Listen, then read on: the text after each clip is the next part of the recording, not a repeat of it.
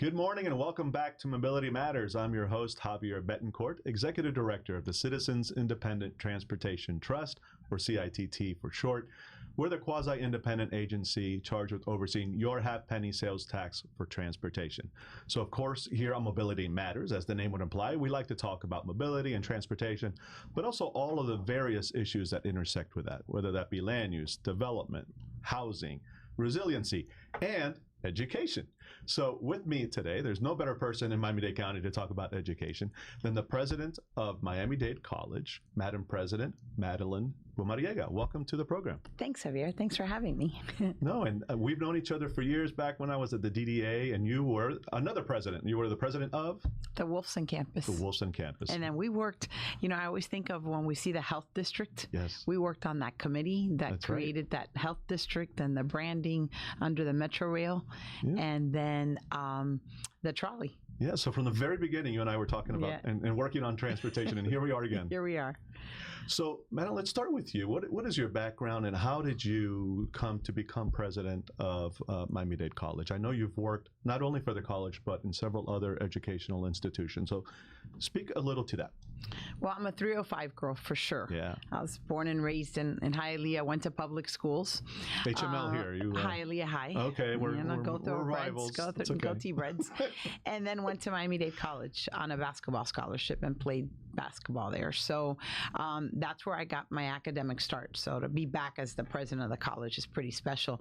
But then I came back to the college as an advisor and assistant coach, and then spent 20 years. And as you kind of just shared, that culminated with being the president of the Wolfson campus. I also spent some time at the medical campus. About 7 years of my career was at the medical campus. And so talk about the impact the college has around healthcare is just tremendous in our community. And then I left the college and I went to run an organization called Take Stock in Children. And Take Stock in Children serves about 25,000 students each year across our state.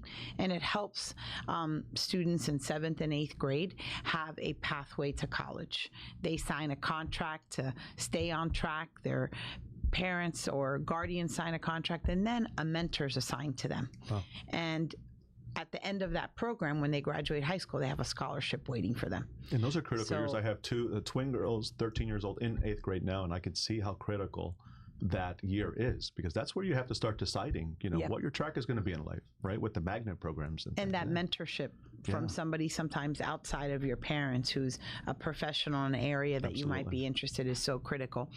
And then I left to Tallahassee and was appointed as the first female Hispanic chancellor to lead the college system. Huge. Wow. And so Miami-Dade College is part of the Florida college system. Mm-hmm. And just like Miami-Dade, across the entire state, there's 27 more Miami-Dades, right? And we know Broward College right in our area, Palm Beach State College, down in Monroe County, the Florida Keys. But if you go through the entire state, you'll always find a Miami-Dade College. And so that makes up the Florida college system. And I led that system. We reformed some of the good things in education we needed to do. And then to come back to Miami's, just been a blessing. You missed your cafecitos, and you're like, I have to come back to Miami. Pastelitos. God, you couldn't get a good pastelito. It is very true. It's funny the things you miss. When I left for 7 years when I went off to college, never thought I'd come back. And you start missing that. That's the little things, right? One place opened in Tallahassee, and they were the closest thing to being in Hialeah. They really created, but it was good. It's like a New York bagel. It's not as good anywhere else. No. So you're back at Miami-Dade College. How many years now have you been the president? 3.5 years. 3.5. Wow. And so let's talk about the institution, because it really is. I've always said this, and I truly mean it, is one of the top 3 most indispensable institutions in Miami-Dade County. I won't tell you where I'm going to place it, because that might make the others jealous. The county's public school system is the other, and I won't tell you who the third is in my mind, because I have to keep people guessing. But clearly a critical, indispensable institution. Miami would not be what it is without Miami-Dade College. You play such a critical role. So tell us what it is about Miami-Dade College that makes it special. And I know you've won some recent awards that I'd like for you to show off as well. So please. I think what makes the college so special, we opened our doors in 1960. And if you can go back and think about Miami in 1960, right? in 1971 at Dade Junior College, my mom went through the doors to become a teacher. So if you think that, right, and you think about her experience, it's still the experience that people are having today that arrive to this country and need to find the education to be able to contribute to our community. We're that college. We're the college where Jeff Bezos did dual enrollment when he was at Palmetto High School. So today we have 11,000 students doing dual enrollment while they're in high school. Wow. Many of them graduating even with their associates before they finish high school. We're that same college. We're the same college that the Honors College is attracting the very best in our community, and have 6 or 7 of our students at MIT. Yeah. Started their 2 years, they're associates at Miami-Dade, and now they're at MIT in software engineering. We have a student working for Blue Origins, literally a rocket scientist, right? And we're that same college that we have our presidential scholars that intern with you and intern in our community. Yeah. And I think that's what makes us special. What makes us special is that while we have grown in our 64 years, our mission and purpose to serve this community as its college has remained the same. And I think that's the special part. And it's hard to find a household in Miami-Dade County that hasn't been impacted by Miami-Dade College. Absolutely. Either you attended, you're attending, you work there, you do business with. Yeah. And I think that's, I think about what we do as the workforce engine of our community and how important that is. But I also think about what we do as the cultural engine of this community. Before the art museums and the art, you know what? We had book fair, and we had the film festival and Cultura de Lobos. So the college also grew up with our city, not just bringing education, but bringing art and culture and innovation. And for the first time in the history of the college, we just got ranked by U.S. News Report, 4th in, number 4 wow. in our region. So well, that's the wrong symbol. That's the U, but what do you guys do? I don't know what we shark. You shark. But that I think is, a testament to our faculty. It's a testament to our staff. And most importantly, it's a testament to the hard work of our students. That's fantastic. And I absolutely agree with you. You touched so many. You touched me. So I never went to Miami-Dade College per se, but I remember in high school, I took a macroeconomics course at the Wolfson campus one summer just to get ahead. Yeah. And the one thing I did there is we played Sim City. And that planted a seed in me. I never heard of the urban planning profession, but that game, really kind of enticed me to build cities and how much fun that would be. And at some point, that grew into me becoming an urban planner, and my career is now thanks to you. So right. Thank you, Miami-Dade College, for planting that seed. And you do that for so many. So not only do you provide that kind of ladder to success for not only our residents but those who arrive here from other places, and give them that opportunity, but you're also critical to the business community, right? You are training our workforce, not only in technical programs and 2-year programs, but you also offer 4-year programs. So let's speak specifically how that translates into hopefully transportation and mobility. What kind of programs does the college offer in the transportation industry, whether that be, engineering or bus operators or behind the scenes support? Yeah, so we're talking about mobility, and I think you can look at mobility as you look at it with a wide perspective. And I look at mobility not just from the transportation aspect, but from the economic mobility, right? And one of those rankings was in economic mobility because we're really offering the pathways that lead to a job that we need in our community. So I'll talk about indirectly mobility with artificial intelligence, which I think is going to have a tremendous impact in mobilities and grids and everything else in our urban city planning. Absolutely. We're the first college in the state to launch a college credit certificate, an associate's, and a bachelor's of applied science and artificial intelligence.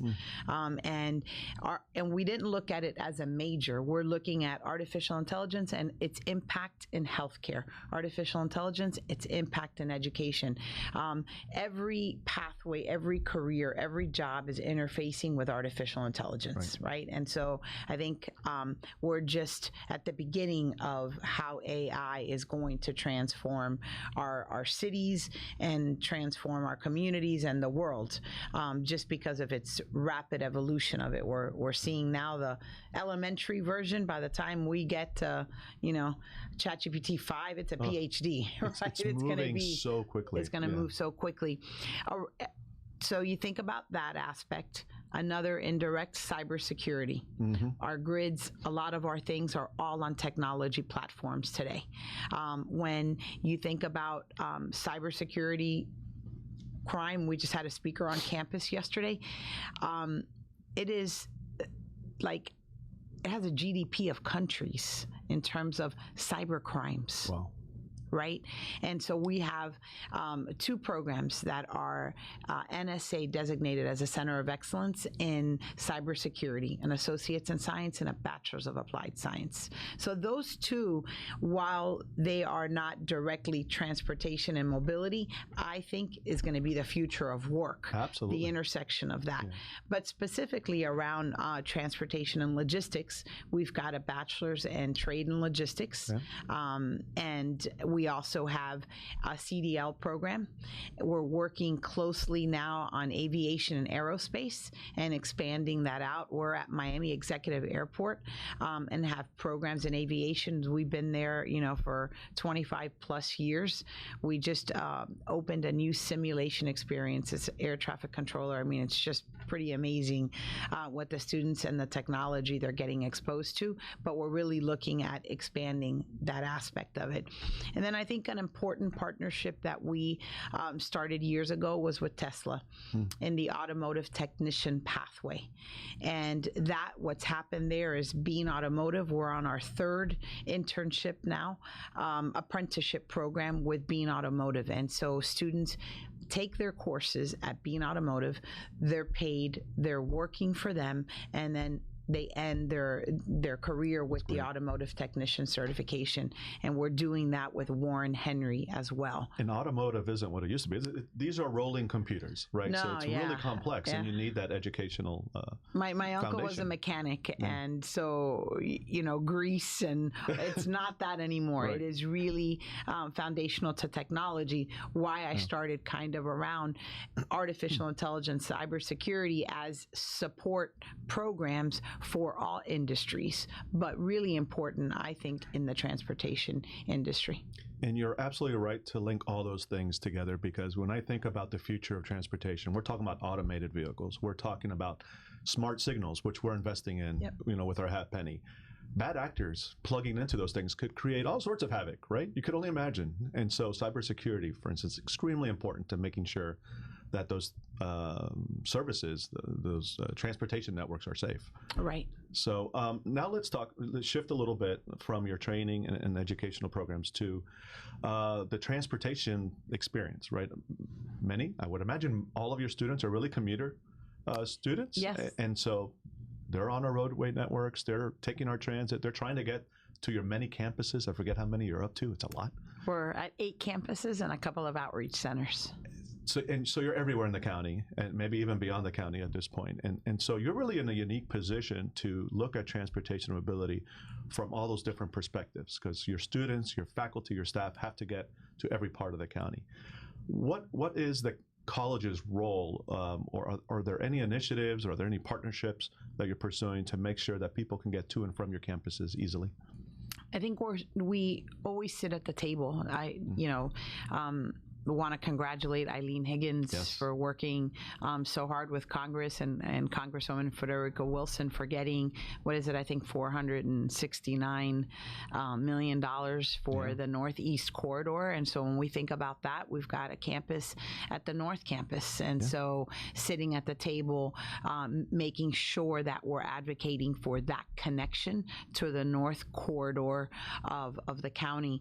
When, the bus routes changed, making sure that what was the best routes to our campuses, because so many of our students do rely on public transportation to get to and from campus, and then to and from work as well. So I think we try to really be proactive and sit at the table and just remind everyone the role that the college plays.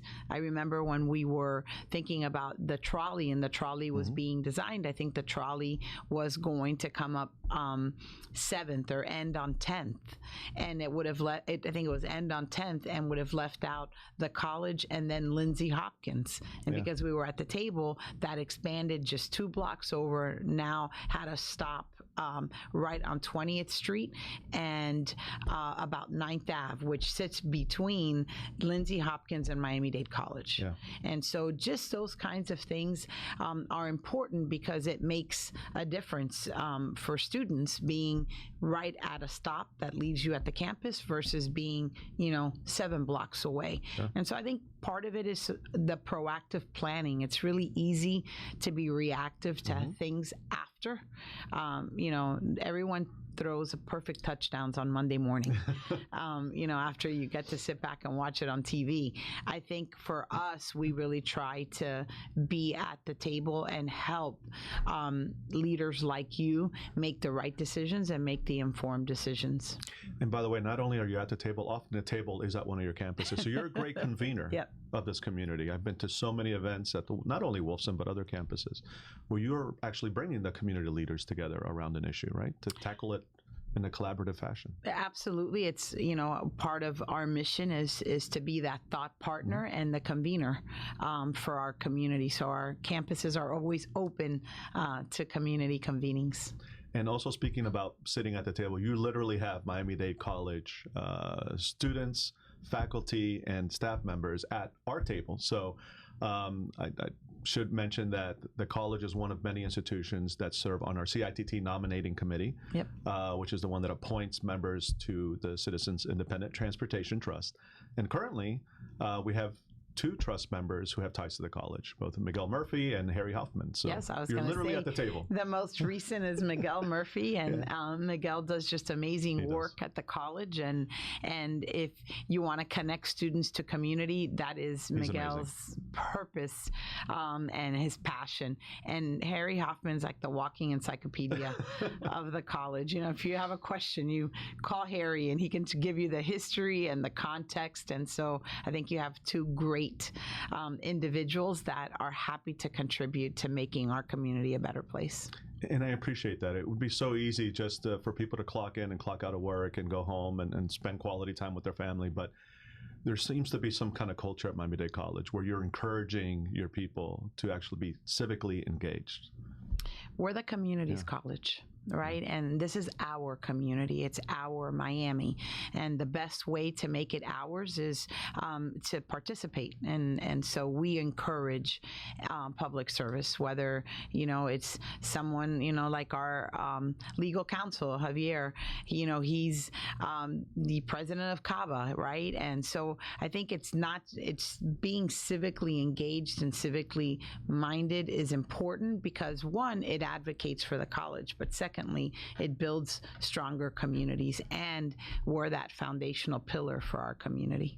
And you're leading by example. I know you're involved in so many different organizations, 2 of which we share a passion for. So let's talk about Greater Miami Chamber of Commerce. I believe you're currently the vice chair and the incoming chair. Is that correct? Yes. So talk about the chamber. Our team says my other job, my second job. Yeah, they keep us busy, I know. They keep us very busy. Especially at the executive level. So I know you plan ahead. So I'm sure you're already thinking of your chairmanship sometime next year. What are some of your thoughts and initiatives that you would like to tackle as chair of the chamber? It's an exciting time in Miami. So think about next year leading up to the World Cup. Think about just on the sports scene, what we're seeing, right, with Inter Miami. We at the college built a partnership with FIFA.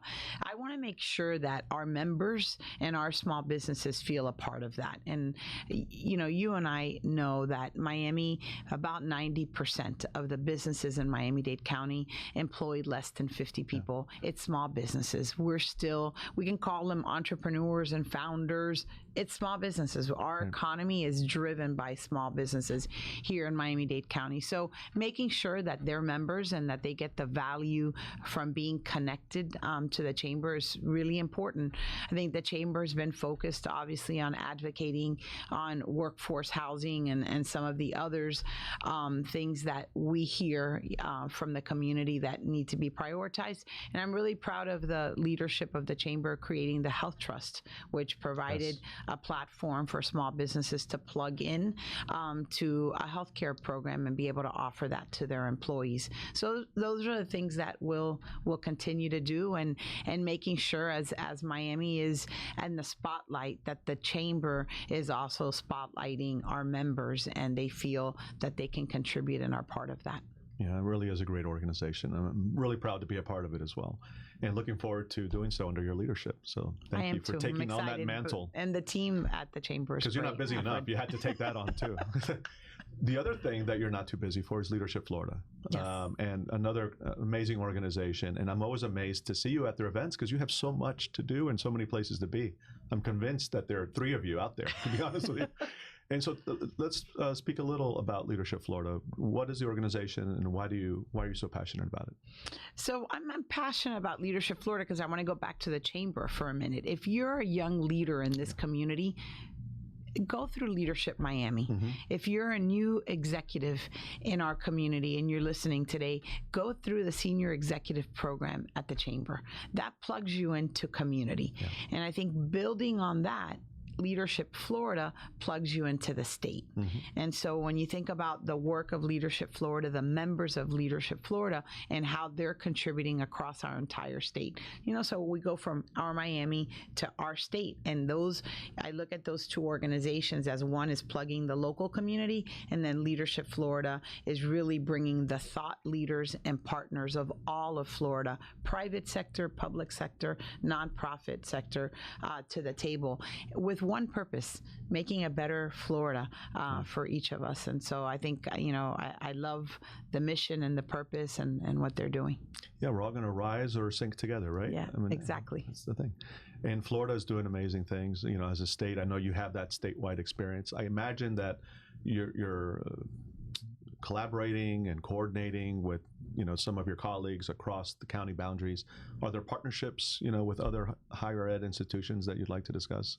Yeah, I want to say Florida is number 1 in higher education, and now we're number 1 in education. But just on the higher education front, when you think about our 28 colleges and 12 state universities and the partnerships that we're building, we just signed a new partnership with Florida State University, and so their president was down, their trustees, and we signed an agreement for students who finish at Miami-Dade College in certain pathways have that clear pathway to FSU, and have an opportunity there for transfer scholarships. I think that's an example. On cybersecurity, we signed a wonderful agreement with the University of West Florida, who are leaders in that cybersecurity space, and we collaborate with the Center for Cybersecurity at the University of South Florida. So when we think about the partnerships, and part of that is the college, and the other part is just being at the table, with Leadership Florida. So many of those leaders are part of the organization. And as you know, you start talking at a cocktail or you start talking at a reception, and all of a sudden you're building out a partnership. What I love most is how we learn from each other, what the Orlando community can be doing with a healthcare partnership, how we can do that in Miami-Dade County as well.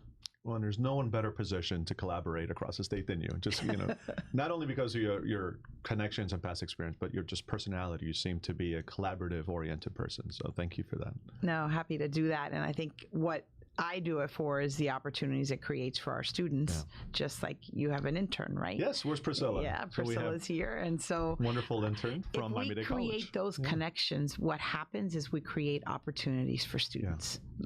And so that's my driving force, to be collaborative and build the partnerships. One is we build stronger and better communities, but we also build wonderful pathways and opportunities for our students. It really does shine through in everything you do and everything your people do, that you have a passion for your students, or as Miguel Murphy likes to call them, scholars. Scholars. He calls them scholars. We like to say students first, right? They're at the center of our decision making at the college. That's it. That's the heart of the whole thing. That's why we do what we do, right? Exactly. They're our why. Now, is there anything coming up you'd like to discuss? Any new initiatives? Any breaking news you'd like to break here on Mobility Matters? I will tell you the book fair is coming up. Yes. We've got the GEMS Film Festival is also, is coming up where we will celebrate 100 years of the Freedom Tower next year. And that is going to be exciting. Our Ellis Island. Our Ellis Island. We're going to have an exhibit called Libertad, which will be the journey of hope and opportunity. And I think it will be a place and an exhibit that you can really celebrate the over 600,000 Cuban exiles like my parents that were processed through the Freedom Tower. It'll be a place, where you can hear in the stories of Pedro Pan, so many that left Cuba as a child and 45 minutes later had to land here as an adult, right? You can't leave that without crying. I mean, correct. Just thinking about it now. Yeah, so that's going to be amazing, and we'll celebrate that in June of 2025. That's great.